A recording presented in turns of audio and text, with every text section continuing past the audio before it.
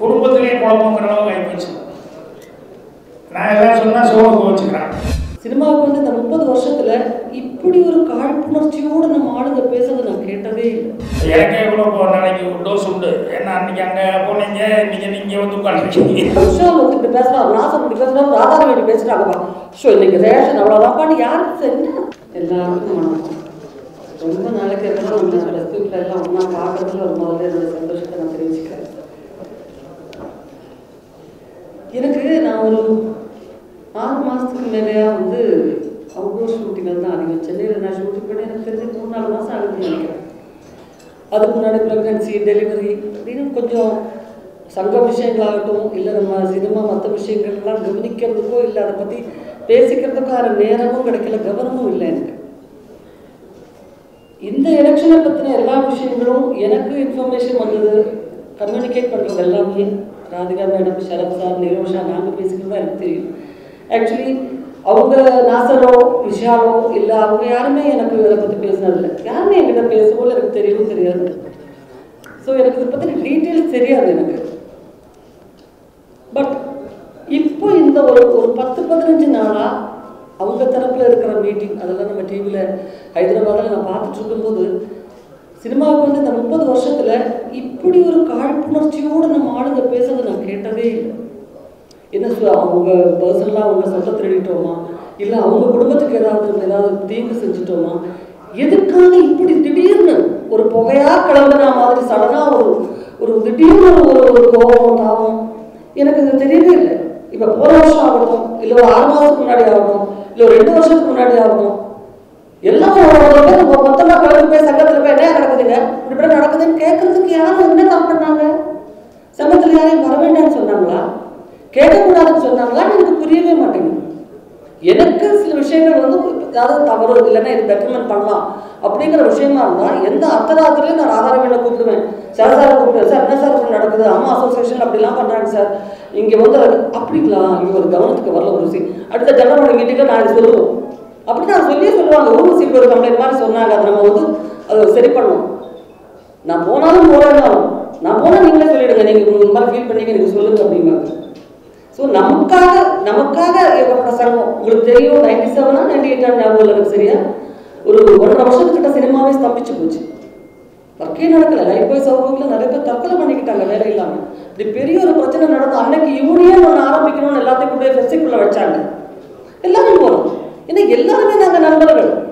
தனிப்பட்ட முறையில் வந்து சில பேரோட நல்ல நட்பு இருக்கலாம். பட் பொதுவாக பார்க்கும்போது நாங்கள் எல்லாமே ஒன்றா வேலை செய்கிறவங்க. என்றைக்கும் ஒன்றா வேலை செய்யணும், ஒன்று பார்க்கணும், போகணும், வரணும் இல்லையா? ஸோ எல்லாரும் போனோம், யூனியன்ல எல்லாம் சேரணும். பட் எந்தவித பிரயோஜனமும் இல்லையே. இந்த 1.5 வருஷமா சினிமா இப்படி நிற்குது, எந்த முயற்சியும் இல்லைன்னு திரும்ப மறுபடியும் சங்கத்துக்கே போனோம். திடீர்னு சடனாக அதுக்கான ரியாக்ஷன் கிடைச்சி போச்சு, இம்யூனிட்டி ஸ்ட்ரைக்கு சரியாக போச்சு, வந்து வேலை ஆரம்பிச்சாச்சு. ஸோ நம்ம நம்பிக்கை இருந்தாருங்களே. நானும் இப்போ வந்த காலத்துல இருந்து ஒரு நடிகர் சங்கம் நல்லபடியாக செயல்பட்டு இருக்கு. சின்ன பிரச்சனைகள் எல்லா குடும்பத்திலையும் இருக்கும். இப்போ கூட்டு குடும்பங்கிற சமாச்சாரமே போய் நியூக்ளியர் ஃபேமிலி வந்ததுக்கு காரணமே ஒருத்தர் வந்து தலைவராக இருக்கிற அவன் முடிவு எடுக்கிறான்றது புது தலைமுறைக்கு கொஞ்சம் கோபம் வரும். அப்பா திட்டிக்கிட்டு அம்மாட்ட சொல்லுவாங்க, அப்பா என்ன எப்படி பண்ணுறாரு அப்படின்னு சொல்லுவாங்க. இல்லை அண்ணா திட்டிட்டு தம்பி போய் அப்பாட்ட சொல்லுவாங்க. இந்த மாதிரிப்பட்ட சின்ன பிரச்சனைகள் இருக்குமே ஒழிய இது ஒரு என்ன சொல்றது, ஒரு மிகப்பெரிய பிரச்சனையாக ஒரு ஆர்டிஸ்டுகளுக்குள்ள வந்து நான் ஃபர்ஸ்ட் டைம் ரொம்ப ஷாக்கிங்காக இருக்கு. இது என்ன பிரச்சனை, எதனால பல குற்றச்சாட்டுகள் இந்த மாதிரி நடந்துச்சு அந்த மாதிரி இதெல்லாம் சொல்லலாம். பட் இதையே மேடை போட்டு சொல்லணும், இதையே நேரடியாக அவங்ககிட்ட போய் சொல்லியிருக்க கூடாது. இல்லை நேரடியாக எங்களுக்குன்னு ஒரு தனிப்பட்ட ஒரு சங்கம் இருக்கு, அதுக்குள்ள வந்து 10 பேர் ஒருத்தர் அடிச்சுக்கிட்டு பேசியிருக்கலாமே. அது மேடை போட்டு ஏன் பேசணும்? நடிகர் சங்கத்தில் சண்டை நடக்குதுன்னு ரேஷனா நிறுத்த போறாங்க அரசுல. அவர் நடிகர் சங்கத்தில் அவங்க இப்படி இருக்காங்க, விஷால் வந்து இப்படி பேசுறாரு, நாசர் இப்படி பேசுறாரு, ராதாரவி இப்படி பேசுறாங்கப்பா. ஷோ இன்னைக்கு ரேஷன் அவ்வளோதான்ப்பான்னு யாருக்கு என்ன நஷ்டம் வரப்போகுது? நடிகர் சங்கத்து பிரச்சனைகளுக்கு நடிகருக்கு மட்டும்தான் ப்ராப்ளம், வேற யாருக்குமே எந்த பிரச்சனையும் கிடையாது. ஒரு நடிகர் வீட்டில் சாவு நடந்தா நடிகர்கள் யாராவது வராங்கன்னு சொல்லிட்டு தான் ஆளுங்க பார்க்க வருவாங்களே தவிர ஐயோ நடிகர் செத்து போயிட்டானே வரோம் எத்தனை பேர் இருக்காங்க? எங்களுக்கு நாங்கள் மட்டும்தான் இருக்கிறோம். ஸோ என்ன பிரச்சனையாக இருந்தாலும் எதுவாக இருந்தாலும் நேரடியாக போய் நான் வந்து ஏன்னா நீங்கள் இது மாதிரி பண்ணீங்க, எதுக்கு மாதிரி பண்ணீங்க, அவங்க வீட்டுக்கு போகலாம் வராதேன்னு சொல்கிறாலே கிடையாது. அதை விட்டுட்டு இப்படி பண்றாங்களேங்கிற வருத்தம் தானே ஒழிய இவங்க தரப்பா அவங்க தரப்பாடெல்லாம் நான் சொல்ல விரும்புகிறேன். கூப்பிட்டுருந்தாலும் நான் போயிருப்பேன். இதே தான் அங்கேயும் பேசியிருக்கேன். இன்னைக்கு என்ன கூட்டம் வந்து இந்த மாதிரி இன்ஃபர்மேஷன்ஸ் இந்த மாதிரி சமாச்சாரம் நடந்துட்டு ஒரு விஷயம் உங்களுக்கு நியாயமா படுறது நீங்க பேசுங்க. எங்களுக்காக நீங்க பேசவே வேண்டாம்னு தான் சொன்னாங்க என்கிட்ட. அதனால தான் வந்தேன். உங்களுக்கு என்ன நியாயம் வேணும்? நமக்கு நம்ம அபிப்பிராயம் பேசுறதுக்கு ஒரு மேடம் நமக்கு வேணும் இல்லைங்களா? அதுக்கு கூப்பிட்டாங்க. அதனால வந்தேன். அதனால மட்டும்தான் பேசுறேன். எலெக்ஷன்ல நிக்கிறதுக்கு எல்லாருக்கும் உரிமை இருக்கு. அடிப்படை உறுப்பினர்கள் எல்லாருக்குமே உரிமை இருக்கு. நில்லுங்க, நீங்க தாராளமாக நின்னுக்கங்க. நான் இப்ப நாளைக்கு சலசா பண்ண நேரம் சார் தலைவராக நான் தான் நிற்க போறேன் சொல்லிட்டு போங்க. பிரச்சனை கிடையாது. ஓட்டு போடட்டும், நீங்க ஜெயிங்க, நான் ஜெயிக்கிறேன் இல்லையா? அதானே ஒரு ஆரோக்கியமான ஒரு விஷயம். லாஸ்ட் டைம் எலெக்ஷனே வேண்டாம், இந்த மாதிரி எலெக்ஷன் ஆர்ப்பாட்டம் அதுக்கான செலவுகள் வேண்டாம், எல்லாரும் அந்த ஊர்ல வேலையில இருப்பாங்க, நிறைய சங்கத்தில் இருக்கிறவங்க எல்லா ஊர்லயும் போய் வேலை செய்யறவங்க, அந்த தொந்தரவுகள் வேண்டாம். உங்களுக்கு இப்ப இருக்கிற பேனல் மேல நம்பிக்கை இருந்ததுன்னு சொன்னா எழுந்து நின்று உங்க ஆதரவு தெரிவிங்கன்னு சொன்னாங்க. யாரையுமே பர்சனலா கேன்வாஸ் பண்ணவே இல்லை. டிரான்ஸ்பரண்டான ஒரு சமாச்சாரம் ஜெனரல் கூப்பிட்டு சொன்னாங்க. இப்படி ஒரு முடிவில் இருக்கவங்க இந்த மாதிரி ஒரு அபிப்பிராயம் எக்ஸிக்யூட்டிவ் கமிட்டியில வந்துச்சு. உங்களை கூப்பிட்டு நாங்கள் இருக்கிற எல்லாரும் வந்துட்டீங்க. இதுல உங்களுக்கு 100% உங்களுக்கு திருப்தி இருந்தால் நீங்க எழுந்து நில்லுங்க. மெஜாரிட்டி என்ன அபிப்பிராயம் அதுதான் தீர்மானம் பண்ணிக்கலாம். முதல் நாங்க தான் ஒரு குரூப் எழுந்து நின்னோம். என்ன இந்த நம்பிக்கை எங்களுக்கு கிடையாது. எல்லாருமே எழுந்து நின்று கை தட்டினாங்களே. அன்னைக்கு ஏதாவது சின்ன சின்ன பிரச்சனை இருந்து நமக்கு முடியாதுன்னு 4 பேர் எழுந்து போயிருந்தா அன்னைக்கு எலெக்ஷன் நடந்திருக்கும். எலெக்ஷன் வைக்கிறது ரெடியாக தான் இருந்தது. இன்னும் யாரும் சொல்லலை. ஸோ இது நம்மளை பொறுத்த வரைக்கும் நல்லாந்து படுத்து துப்பாதீங்க, நம்ம மேலதான் விழும். அது மட்டும்தான் சொல்லணும். எலெக்ஷன்ல யாரும் நிற்கட்டும், யாரோ ஜெயிக்கட்டும், யாருக்கு போட்டு போட்டோம், அதெல்லாமே நம்ம உரிமைகள். நடிகர்கள் எந்த மேடையில் ஏறினாலும் அதை பார்க்கறதுக்கு ஒரு கூட்டம் இருக்கும். ஸோ அந்த கூட்டத்தை பார்த்து தயவு செய்து அரசியல் மேடைங்கிற மாதிரி தவறாக எடுத்துக்காதீங்க.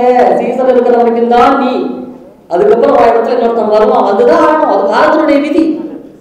கைத்தட்டல கேட்டு தயவு செய்து அப்படியே புதாய் போய் பயங்கரமாக கை தட்டுறாங்க அதெல்லாம் நினைச்சுக்க வேண்டாம். உண்மையா பேசிருப்பாங்க. யாருக்கு வேணாலும் ஓட்டு போடணும். பட் எது நடந்ததோ அது நன்றாகவே நடந்தது, எது நடக்க இருக்கிறதோ அது நன்றாகவே நடக்கும். கலந்துனாதான் தெரியும், இல்லைன்னா அது தெளிவுன்னு சொல்லிட்டு மேல விட்டு குடிச்சுக்கிட்டு இருக்கோம். ஒரு கலக்கிறதுக்காக தான் நான் நினைக்கிறேன். நான் பட் நம்ம ப்ரொடியூசர்ஸ், நம்ம டைரக்டர்ஸ், நம்ம ஆளுங்க எல்லாரும் சேர்ந்து ஒரு சமாதானமா போகணுங்கிற ஒரு முடிவுக்கு வந்திருக்காங்க. எப்படி அவங்க தரப்புலேருந்து வருவாங்கன்னு எனக்கு தெரியாது. என்னுடைய ஃப்ரெண்ட்ஸ் எல்லாருமே என்னுடைய ஃப்ரெண்ட்ஸ், நான் மரியாதை கொடுக்குறவங்க ரிக்வஸ்ட் பண்ணி கேட்டுக்கிறேன். நமக்கு நாமே இப்படி அசிங்கமா பேசிக்க வேண்டாம். நமக்கு தான் அது அசிங்கம். All the very best. எல்லாத்துக்கும் என்னுடைய பணியான வணக்கம். 2ஆம் தேதியே இந்த மாதிரி பத்திரிகை நண்பர்கள் எல்லாம் இருப்பாங்க அப்படிங்கிற ஒரு ஐடியாவில் தான் நான் போனேன். ஆனால் அது ஒரு அணிசார்பாக நடக்கும் அப்படிங்கிறது அங்கே போனதுக்கப்புறம் நான் புரிஞ்சுக்கிட்டேன். அன்னைக்கு கூட நான் ஆரம்பிக்கும் போது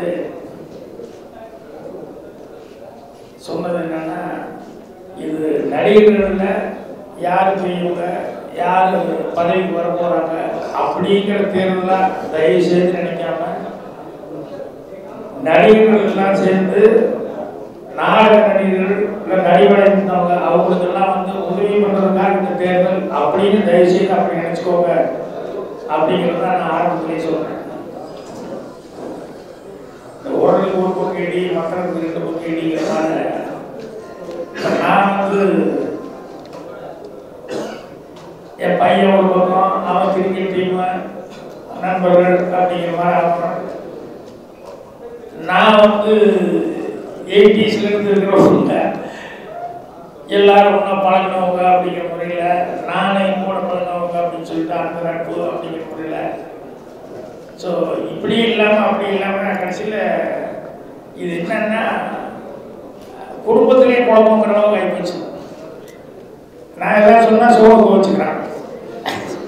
அவனை சமாதானப்படுத்துறதுக்கு அவங்க அம்மா மூலமாக நான் பேச வேண்டியிருக்குது. ஏன்னா அவன் அவங்க ஓடையெல்லாம் பழகிட்டா, அதனால் கிரிக்கெட்டு அது இதெல்லாம் போகிறதுனால அவன் அந்த யங்ஸ்டர்ஸ் எல்லாம் ஒன்றா இருக்காங்க அப்படின்னு. அப்போ கூட நான் சொன்னேன், அதை என்ன மாதிரி விட்டுருங்க, நம்ம இப்படியும் இல்லை அப்படியும் இல்லை, நமக்கு என்ன தோணுதோ அது பிரகாரம் நான் ஓட்டு போட்டுக்கிறேன், என்ன இதுலெல்லாம் இன்வால்வ் பண்ணாதீங்கன்னா அப்படின்னு சொன்னா கூட அது என்ன அவங்ககிட்ட நான் எப்படி பதில் சொல்கிறது அப்படிங்கிற மாதிரி இப்படியெல்லாம் பேச்சுவார்த்தைகள்லாம் வந்தது.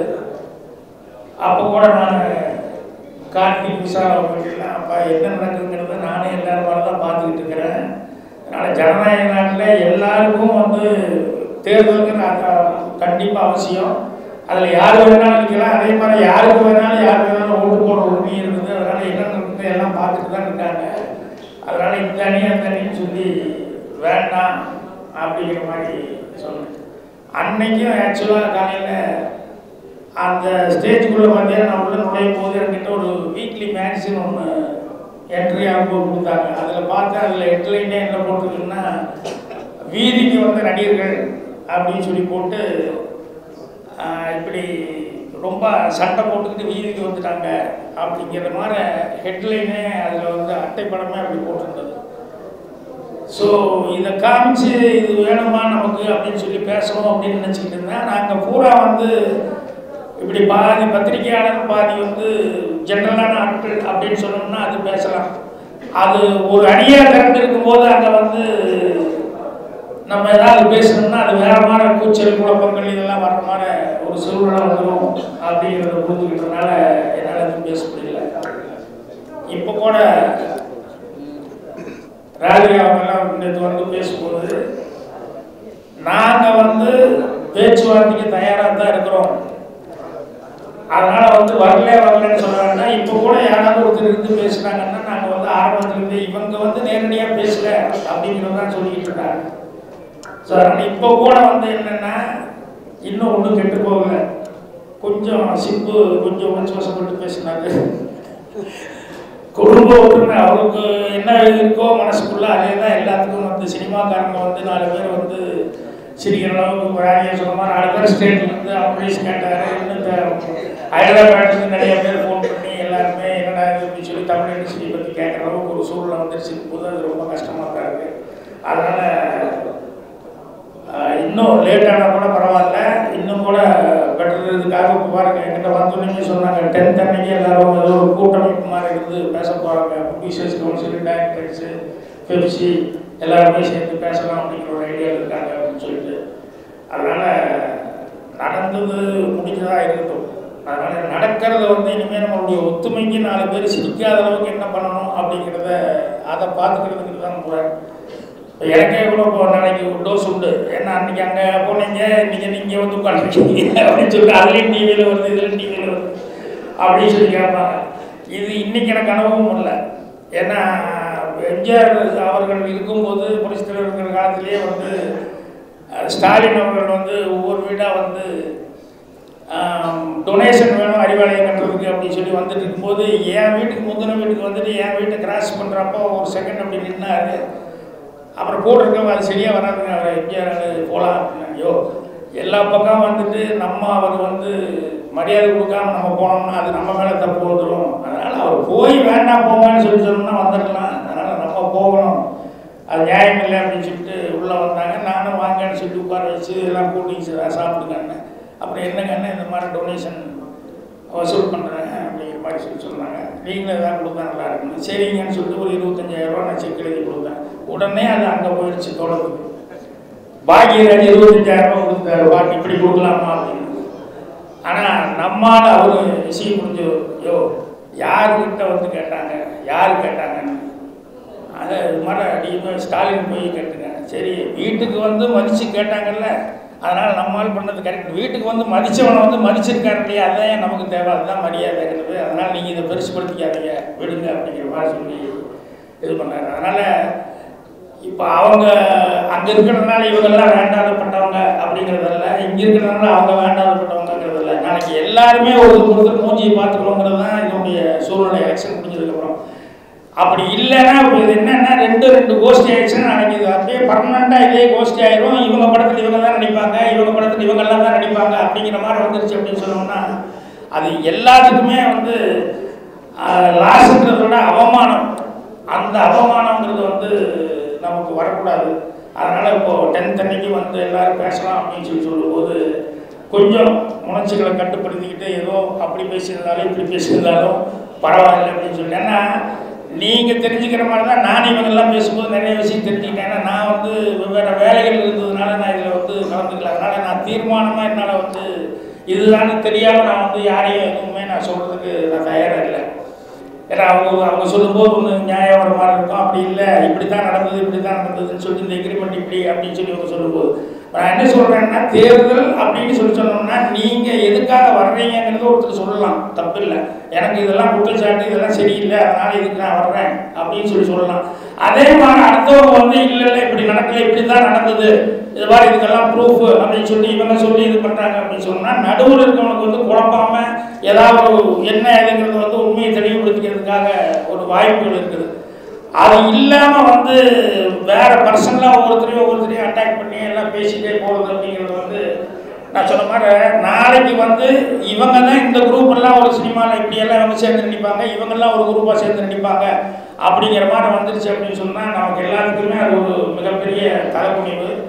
அது வந்துடக்கூடாது அப்படிங்கிறதுனால தான் நானும் ராதிகாலாம் பேசும்போது இல்லை நான் வர்றேன், எனக்கு இந்த மாதிரி அந்த ஒரு குடும்பமாக இருக்கிறது அந்த ஒற்றுமை பங்கப்படக்கூடாது, அது நாளைக்கு எல்லாரும் சந்திச்சிருக்கணும், இப்போவே எல்லாரும் பேசுகிற அளவுக்கு வந்துருச்சு, நாளைக்கு அதே மாதிரி அது தொடர்ச்சியாக வந்துடக்கூடாது அப்படிங்கிறதாங்க. என்கிட்ட ஸ்ரீமன் வந்தப்போ கூட நான் ஸ்ரீமன்கிட்ட சொன்னேன், அப்பா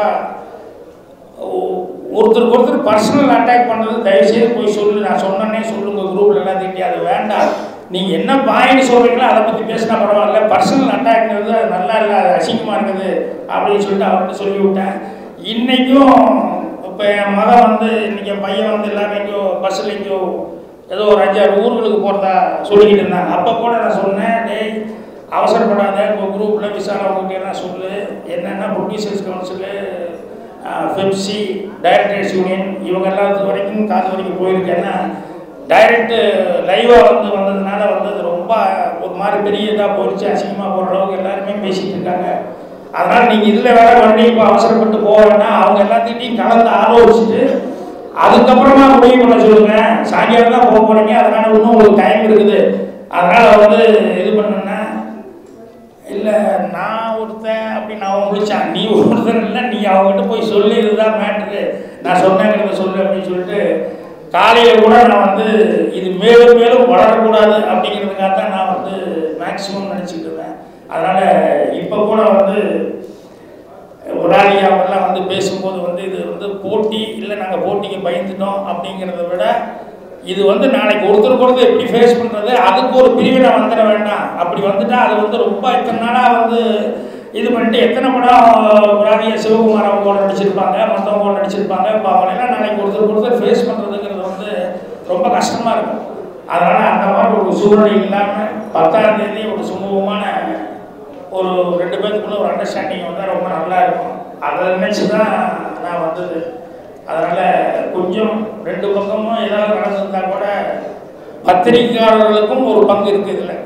என்னென்னா நீங்களும் இந்த குடும்பத்தில் ஒரு தமிழ் குடும்பம் அப்படிங்கிறதுல நீங்களும் தமிழ் சினிமா குடும்பத்தில் இருக்கிறீங்க அப்படிங்கிறதுனால நீங்களும் கூட இது தயவுசெய்து இது 2மே ஒன்றா சேர்றதுக்கான வாய்ப்புகள் என்ன, இல்லை சுமூகமாக எப்படி இது நடக்கும் அப்படிங்கிறதுக்கான முறையில் நீங்களும் கூட உங்களால் முடிஞ்சது செய்யணும் அப்படின்னு சொல்லி கேட்டுக்கிறேன்.